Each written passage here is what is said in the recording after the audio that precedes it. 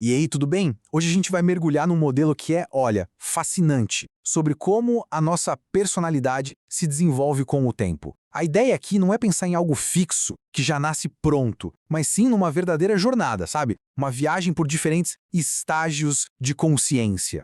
Sabe aquela pergunta clássica? A gente já nasce com uma personalidade definida ou ela é construída tijolo por tijolo ao longo da vida? Bom, a fonte que a gente está analisando hoje tem uma visão bem clara sobre isso. O ponto de partida é exatamente este. A personalidade não é uma foto, é um filme. Ela está sempre em movimento, passando por transformações, por mutações evolutivas. É como se fosse uma escada que a gente vai subindo, degrau por degrau, ao longo da vida. Então, o que a gente vai fazer aqui é exatamente isso, mapear essa jornada. Pense que a gente está com um mapa do desenvolvimento do eu, e vamos explorar cada território, cada camada, para entender como uma se apoia na outra. Então, bora lá mergulhar nisso. A nossa jornada começa, claro, pelos alicerces, as 3 primeiras camadas que formam a base da nossa interação com o mundo. E tudo começa no lugar mais íntimo possível, o nosso próprio corpo. Pensa num bebê. Qual é o primeiro grande projeto da vida dele? É descobrir e se apropriar do próprio corpo. A fonte até descreve como um bebê pode ficar horas fascinado com o próprio pé, olhando, mexendo. Ele está, na essência, tomando posse do seu primeiro universo. Logo em seguida, esse interesse se expande, sabe? O foco sai só do corpo e vai para o mundo lá fora. É aqui, na segunda camada, que a criança começa a ter preferências. Gosta mais desse brinquedo do que daquele, prefere uma comida e não a outra. É a personalização dos desejos. E aí vem um salto gigantesco. A criança descobre que as outras pessoas não são como os brinquedos, elas têm vontade própria. A terceira camada é a porta de entrada para o mundo social. Um mundo super complexo, onde é preciso negociar, conversar e aprender as regras do jogo para conseguir o que se quer.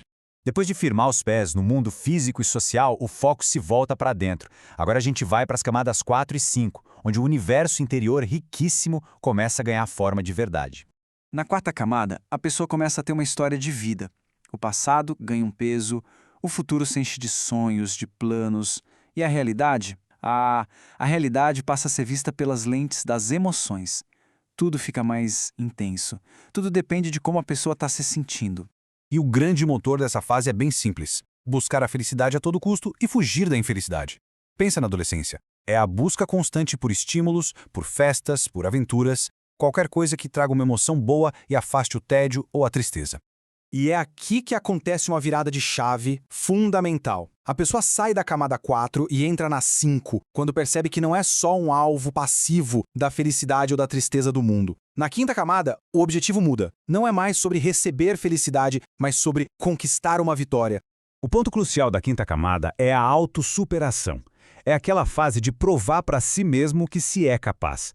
A infelicidade deixa de ser algo para se fugir e vira um desafio, um obstáculo que, se for vencido, vai fortalecer o eu.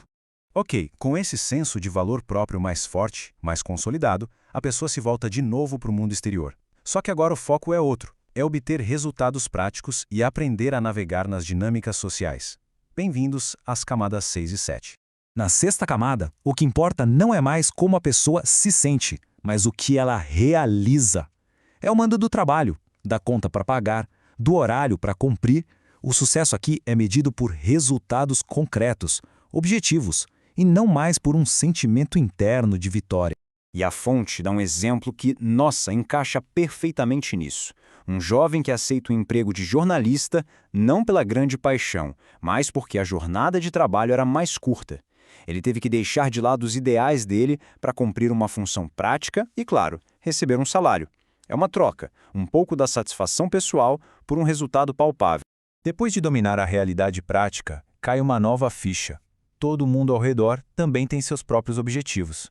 A sétima camada é sobre entender a política do ambiente, sabe? As regras que não estão escritas, os códigos de lealdade, as dinâmicas de poder dentro de um grupo. E a complexidade dessa camada fica muito clara no exemplo. O mesmo jornalista agora está numa sinuca de bico. Ele fica leal aos colegas que estão conspirando para trabalhar menos ou ele se alinha com o chefe para tentar uma promoção? É um jogo de equilíbrio bem delicado. E finalmente a gente chega no estágio da maturidade, onde a pessoa desenvolve a capacidade de olhar para trás, para a própria vida e fazer um balanço, mas com um nível de profundidade de consciência moral totalmente novo. A oitava camada é o despertar da consciência moral de verdade. Não é mais sobre seguir regras para não ser punido ou para ganhar algo. É a primeira vez que a pessoa se pergunta lá no fundo o que eu fiz da minha vida, o que eu fiz foi certo, foi justo. E aqui tem uma das ideias mais poderosas desse modelo todo, o tal do muro da incompreensão. Alguém que está numa camada mais baixa simplesmente não consegue entender o que motiva quem está numa camada superior. As razões são invisíveis. É por isso que tentar explicar uma lógica da camada 8 para alguém que está na 4 pode ser totalmente inútil. É como falar outra língua. Então, só para a gente recapitular rapidinho essa jornada.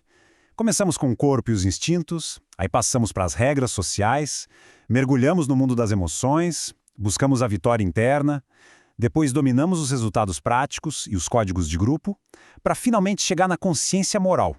Cada camada é uma expansão da anterior, uma nova visão de mundo.